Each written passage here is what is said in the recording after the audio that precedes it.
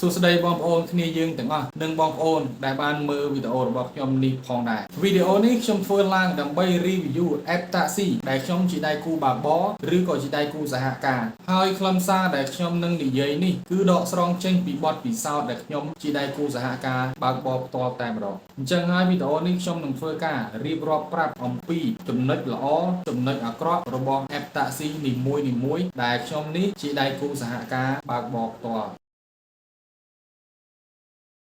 សម្រាប់ app Pass App គឺខ្ញុំ rate ឲ្យ10លើ10គឺល្អមែនទែនសួរថាល្អយ៉ាងម៉េចខ្ញុំលើកឧទាហរណ៍ថានៅពេលដែលអតិថិជនគាត់ booking កង់3 app Pass App ចូលមកក្នុង account របស់ខ្ញុំដែលជា driver ហ្នឹងហើយអតិថិជនគាត់មានហេតុផលណាមួយចាំបាច់ត្រូវ cancel សិនមក plate នឹងសិនឬគាត់ច្រឡំដៃ cancel អញ្ចឹងទៅពេលដែលគាត់ធ្វើការ booking ម្ដងទៀតនៅតែចូលខ្ញុំនេះដដែលគាត់ cancel គាត់ booking ទៀតនៅតែចូលខ្ញុំទៀត booking ទៀតនៅតែចូលខ្ញុំទៀតបាទអាចនឹង3ដងទៅ4ដងនឹងតាមអ្វីដែលខ្ញុំធ្លាប់ជួបគឺល្អមែនទែនដោយឡែកចំពោះក្រុមហ៊ុន Grab និងក្រុមហ៊ុន Tada គឺអត់អញ្ចឹងទេខ្ញុំឧទាហរណ៍ថាអតិថិជនម្នាក់គាត់ booking app Grab ឬ Tada ចូលមកខ្ញុំហើយចៃដន្យហើយអតិថិជនម្នាក់ហ្នឹងគាត់មានហេតុផលចាំបាច់ត្រូវ cancel មក plate សិនហើយចាំគាត់ធ្វើការ booking ចូលម្ដងទៀតឬក៏គាត់ដាក់ទីតាំងខុសហើយ booking ម្ដងទៀតពេលនោះគឺលេងចូលខ្ញុំហើយចូលបងប្អូនយើងអ្នកដែលនៅក្បែរខ្ញុំនេះវិញទេអញ្ចឹងខ្ញុំអស់សិទ្ធិក្នុងការទទួលការងារពីគាត់ហើយសួរថាចំណុចហ្នឹង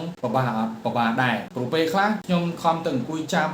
ម៉ួយចាប់ការ booking នឹងកន្លែងក្រោមដើមឈើក្រោមម្លប់ក្រោមកម្ដៅថ្ងៃអីចឹងទៅ10 20នាទីអីចឹងទៅហើយទទួលបានការ booking ពីគាត់ហើយស្រាប់តែគាត់ច្រឡំដៃ cancel ឬដាក់ទីតាំងខុសចាំបាច់ត្រូវ cancel សិនទៅពេលដែលគាត់ booking ម្ដងទៀតចូលអ្នកផ្សេងបាត់យើងនេះខំទៅអង្គុយចាប់ម៉ួយចាប់ការ booking ឡើង20 30នាទីដល់ពេល booking ចូលហើយហើយថាបានការងារហើយមានណាចៃដន្យនេះអតិថិជនគាត់ច្រឡំលុបបាត់អញ្ចឹងអត់ចូលយើងទៀតទេអញ្ចឹងចំណុចហ្នឹងគឺពិបាកមែនទែនបាទជាការខកចិត្តខ្លាំងមែនទែនសម្រាប់ app Pass App 50 អ្វីទៅ50% យើងអាចតាក់ទងទៅបាន50%ទៀតតាក់ទងទៅគឺលេខទូរស័ព្ទដែលបងប្អូនហៅมันមាននៅក្នុងប្រព័ន្ធយើងខ្ញុំទេចឹងមានន័យថា app Pass App ពេលខ្លះអតិថិជនគាត់ក៏យើងអាចតាក់ទងទៅតាមលេខទូរស័ព្ទបានពេលខ្លះក៏តាក់ទងតាមលេខទូរស័ព្ទអត់បានដែរដោយសារតែលេខទូរស័ព្ទគ្មាននៅក្នុងប្រព័ន្ធហើយសួរថាមិនបានលើកចំណុចនេះមកនិយាយព្រោះពេលខ្លះយើងទៅដល់គោលដៅហើយយើងរកអតិថិជនអត់ឃើញទេអញ្ចឹងអ្វីដែលយើងត្រូវធ្វើគឺ call ទៅរកគាត់ហ្នឹងឯងអតិថិជនខ្លះយើង call អត់ចូលទេបាទអញ្ចឹងសម្រាប់ app Pass App ការតាក់ទងទៅអតិថិជន50 ក្រុមហ៊ុន Tada ក៏អត់ខុសគ្នាជាមួយនឹង Pass App ដែរ50 ដូចគ្នាគឺពេលខ្លះក៏អាចតាក់ទងទៅអតិថិជនបានពេលខ្លះក៏តាក់ទងទៅអត់បានអញ្ចឹងក្រុមហ៊ុន Pass App និង Tada ខ្ញុំឲ្យបន្ទុកតែ50 ទេបាទអត់បានពេញ100ទេសម្រាប់ការតាក់ទងទៅអតិថិជនតាមរយៈលេខទូរស័ព្ទដោយឡែកចំពោះ app Grab គឺល្អជាងគេមកកម្រិតល្អត្រង់ថា app Grab ហ្នឹងគឺយើងអាចតាក់ទងទៅអតិថិជនតាមរយៈ app driver បានមានន័យថាយើងអាច call ទៅរកអតិថិជននៅក្នុង app របស់ driver បានហើយ call ហ្នឹងគឺ call free ទៀតបាទ call តាមអ៊ីនធឺណិតអញ្ចឹងទៅបាទហើយសួរថាបើសិនជា call តាមអ៊ីនធឺណិតឬ call តាម app driver ហ្នឹងអត់បានហើយ call តាមលេខក៏មិនប្រកាសថា call ចូលដែរអញ្ចឹងចំពោះការ call តាមលេខរបស់ក្រុមហ៊ុន3ហ្នឹងមាន Pass App មាន Tada មានការ call តាមលេខទូរស័ព្ទដៃទៅអតិថិជនអាចនឹងអត់ចូលអាចនឹងចូលអញ្ចឹងចំពោះការ call តាមលេខហ្នឹងខ្ញុំឲ្យ50ទាំងអស់3 app ក៏ប៉ុន្តែ app Grab គឺល្អជាងគេមកកម្រិតដោយសារតែអាច call តាម online បានអញ្ចឹងឲ្យតែអតិថិជនគាត់ booking ហើយគាត់នៅតែអត់ទាន់បិទកម្មវិធី Grab ហ្នឹងគឺយើងអាច call ចូលទៅគាត់បាន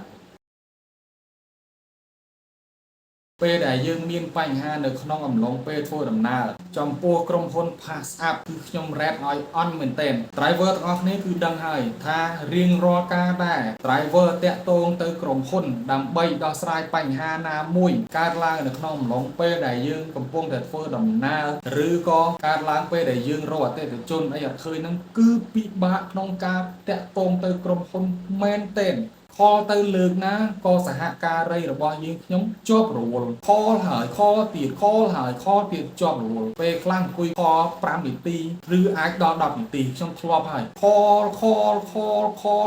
គឺសហការីជាប់រវល់រហូតចំពោះយើងជា driver បាទពិបាកមែនទែន call ទៅក្រុមហ៊ុនហ្នឹងហើយនៅពេលដែលខាងក្រុមហ៊ុនរបស់ Pass App ហ្នឹងលើកទូរស័ព្ទនិយាយជាមួយយើងសំឡេងនៃការដែលគាត់បញ្ចេញមកឲ្យយើងស្ដាប់តាមទូរស័ព្ទហ្នឹងគឺសឹង តែស្ដាប់មិនបានអានេះខ្ញុំសូមរិះគន់ត្រង់តែម្ដងព្រោះវាជារឿងពិតដែលខ្ញុំជួបបាទពេលខ្លះយើងបើក speaker ហើយនៅតែស្ដាប់អត់ឮទៀតទៅពិបាកនិយាយមែនទែនត្រង់ចំណុចហ្នឹងអញ្ចឹងបងប្អូនយើងដែលកំពុងតែជីដៃគូសហការឲ្យធ្លាប់តាក់ទងទៅក្រុមហ៊ុនគឺដឹងហើយបាទអញ្ចឹងអានេះខ្ញុំធ្វើឡើងដើម្បីប្រាប់តែអ្នកដែលគាត់កំពុងតែចង់ចាប់អាជីពជាអ្នករត់កង់3ឲ្យគាត់ស្ដាប់ទៅថាក្រុមហ៊ុនណាខ្លះមានចំណុចល្អក្រុមហ៊ុនណាខ្លះមានចំណុចមិនល្អហើយយើងគួរយកក្រុមហ៊ុនណាយើងគួរសហការមួយក្រុមហ៊ុនណាបាទអាហ្នឹងនិយាយពីរឿងតាក់ទងទៅក្រុមហ៊ុនចំពោះ app PassApp ចំពោះក្រុមហ៊ុនតាដាខ្ញុំដូចជាមិនដាបានតាក់ទងទៅតាមលេខទូរស័ព្ទទេភាគច្រើនគឺ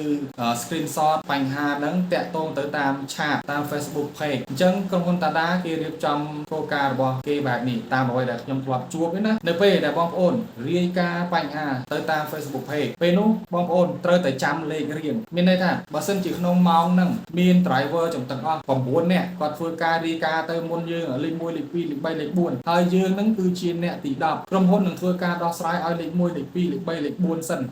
ទៅដល់លេខ10បានដល់យើងអញ្ចឹងចំពោះក្រុមហ៊ុនតាដាខ្ញុំរ៉ាត់ឲ្យត្រឹមតែ5លើ10ទេចំពោះការដោះស្រាយបញ្ហាឲ្យទាន់ពេលវេលាព្រោះដោយសារតែពេលខ្លះបញ្ហាខ្លះយើងជួបភ្លាមយើងត្រូវការដោះភ្លាមតែក្រុមហ៊ុនអត់ទាន់ធ្វើការឲ្យយើងទេគឺគាត់ត្រូវដោះស្រាយឲ្យអ្នកដែលមុនសិនចំពោះ app Grab វិញអត់មានលេខទូរស័ព្ទតាក់ទងទៅទេបាទគឺតាក់ទងទៅតាមរយៈ app របស់ driver ហើយខ្ញុំសូមរ៉ាត់ឲ្យ10លើ10មកចំពោះការដោះស្រាយបញ្ហាទាន់ពេលវេលាខ្ញុំឧទាហរណ៍ថាបងប្អូនកំពុងតែធ្វើដំណើរទៅជាមួយនឹងអតិថិជនស្រាប់តែកង់3របស់បងប្អូនខូចឬអតិថិជនសុំចុះមុនដល់គោលដៅអញ្ចឹងយើងត្រូវតែរាយការណ៍ទៅក្រុមហ៊ុនហើយក្នុងការរាយការណ៍ទៅក្រុមហ៊ុនគឺយើងផ្ញើសារទៅតាមរយៈ app របស់ driver ហ្នឹងហើយសួរថាហេតុអីបានខ្ញុំ rap ឲ្យដល់ថ្នាក់10លើ10នោះគឺនៅពេលដែលយើងរាយការណ៍បញ្ហាទៅភ្លាមនោះនឹងមានបុគ្គលិកគេតបមកយើងភ្លាមលឿនមែនទែនហើយការដោះស្រាយនឹងធ្វើការលឿនមែនទែនបាទគឺមានន័យថាដូចយើងលេងឆាតជាមួយនឹងក្រុមហ៊ុនអញ្ចឹងគាត់តែផ្ញើសារទៅភ្លឹបយ៉ាងយូរ30វិនាទីក្រុមហ៊ុនតាក់ទងមកយើងវិញតាមរយៈ app របស់ driver ហ្នឹងហើយការផ្ញើសារទៅគ្នាទៅវិញទៅមកហ្នឹងហើយអញ្ចឹងសម្រាប់ app Grab គឺខ្ញុំរ៉ាត់ឲ្យ10លើ10ហ្មងសម្រាប់ការដោះស្រាយទាន់ពេលវេលាបាទ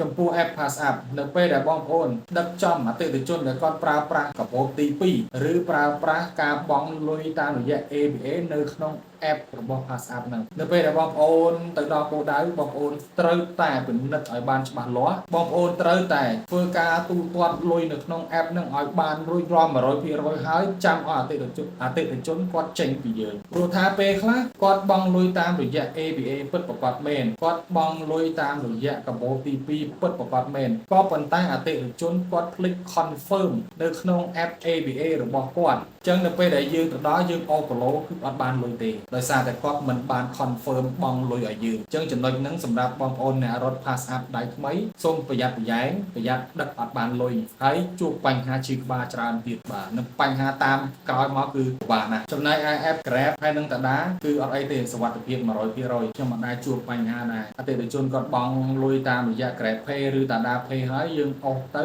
អត់លោតលុយឲ្យយើងឬក៏ប្រតិបត្តិការនឹងអត់ជោគជ័យគឺអត់ធ្លាប់ជួបទេធ្លាប់ជួបតែក្រុមហ៊ុន PassApp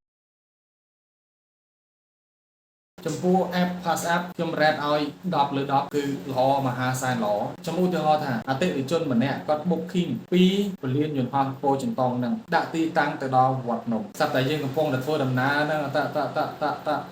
ដល់ពេលលោកសង្ឃគាត់ចង់ចូលកន្លែងហ្នឹងវាគឺជាពាក់កណ្ដាលផ្លូវដែលអតិថិជនគាត់ដៅទៅអញ្ចឹងបើសិនជាអតិថិជនគាត់សម្រេចចិត្តចូលកន្លែងហ្នឹងហើយគាត់ទូទាត់លុយឲ្យយើងគ្រប់ចំនួនគឺបងប្អូនអាចអូសដាច់បានដោយមិនមានការផាកពិន័យពីក្រុមហ៊ុន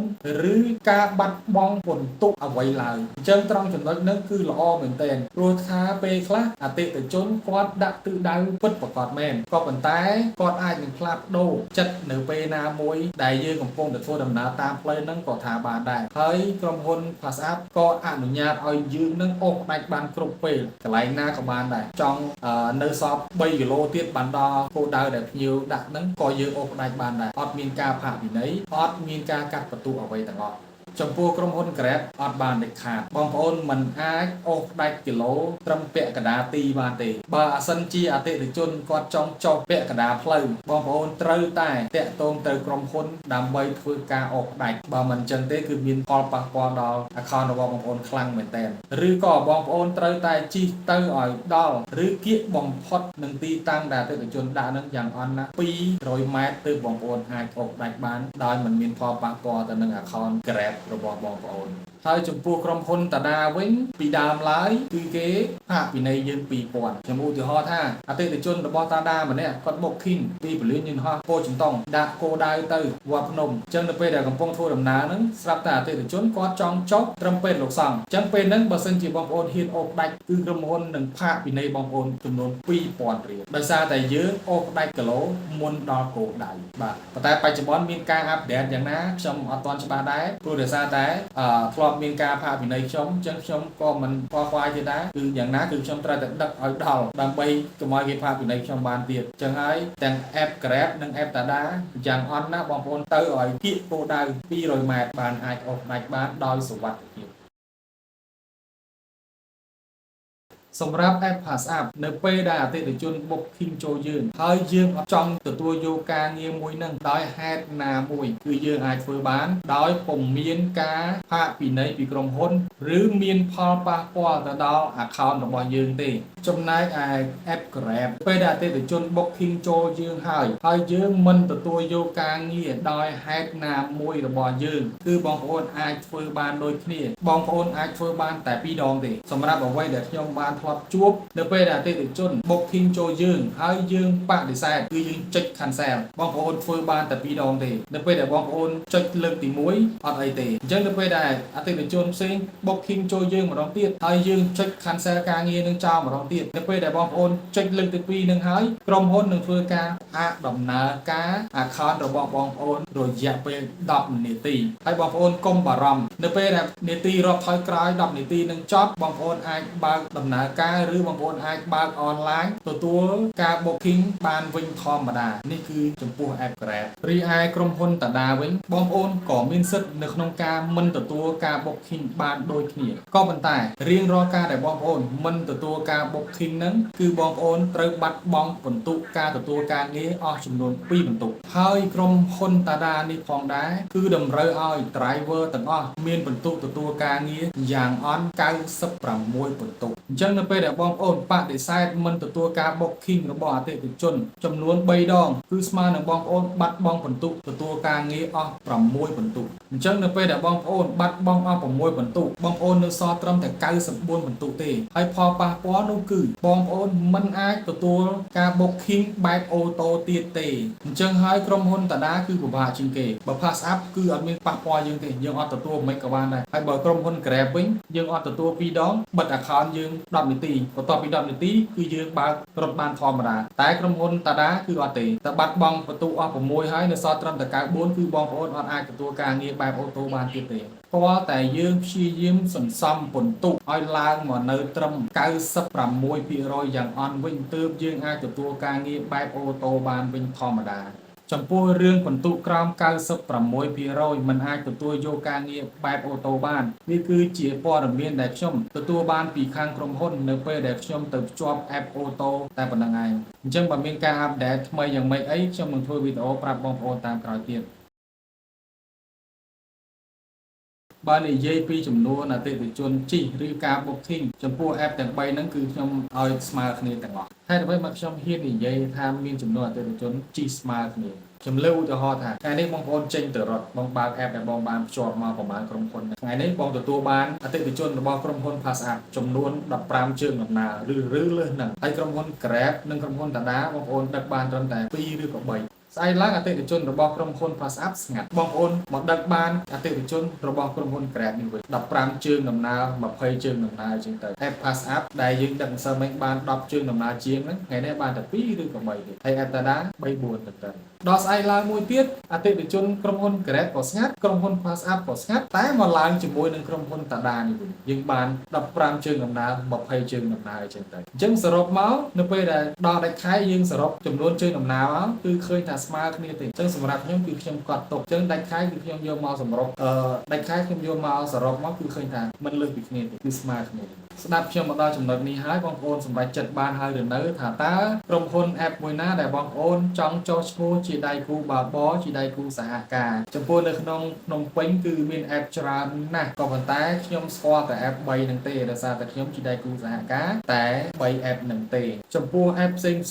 ដែលខ្ញុំមិនបានធ្វើជាដៃគូបើកបរឬដៃគូសហការខ្ញុំក៏អត់ហ៊ាននិយាយដែរដោយសារតែខ្ញុំមិនមានបទពិសោធន៍ផ្ទាល់ខ្លួនអញ្ចឹងអ្វីដែលខ្ញុំនិយាយទាំងអស់ហ្នឹងគឺសុទ្ធតែខ្ញុំជួបផ្ទាល់ជាបទពិសោធន៍ផ្ទាល់ដកស្រង់ចេញពីខ្ញុំផ្ទាល់អញ្ចឹងវីដេអូរបស់ខ្ញុំមានតែប៉ុណ្្នឹងទេអរគុណបងប្អូនទាំងអស់ដែលបានទស្សនាវីដេអូរបស់ខ្ញុំតាំងពីដើមរហូតមកដល់ពេលនេះដូច្នេះបើមានចំណុចណាខ្វះខាតឬរើសលួសខ្ញុំសូមអភ័យទោសទៅដល់ក្រុមហ៊ុនទាំង3នឹងផងដែរអរគុណច្រើនសម្រាប់ការទស្សនាវីដេអូរបស់ខ្ញុំជួបគ្នានៅក្នុងវីដេអូក្រោយទៀត